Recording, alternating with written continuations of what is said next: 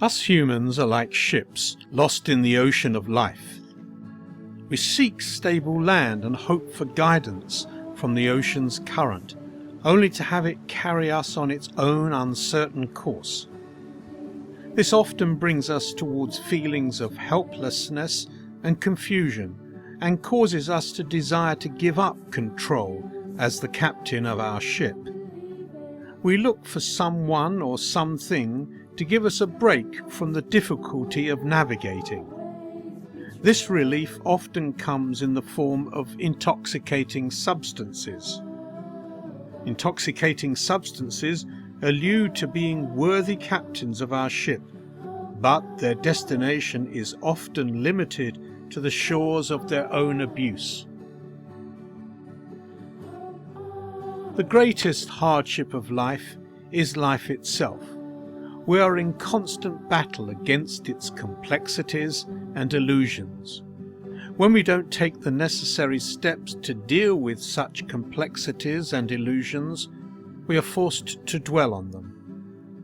Dwelling on the difficulties of life forms knots in the wiring of our brain. Just like a knot in a muscle, these knots restrict our range of mental motion and inhibit a healthy operation of life. In our efforts to loosen and alleviate these knots, we often find ourselves at the foot of intoxicating substances. But the end of the rope that they pull usually only further tightens them. Humans are one of the only creatures on planet Earth to purposely form habit out of altering their own brain.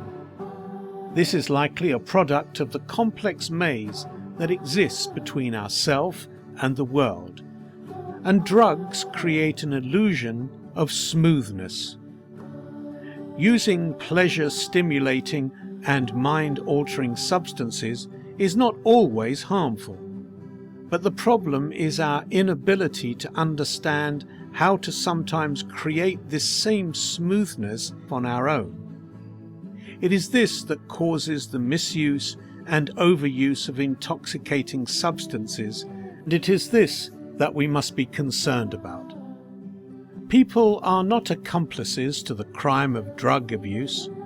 People are victims of life's complexity and mortality, and drugs are merely a byproduct.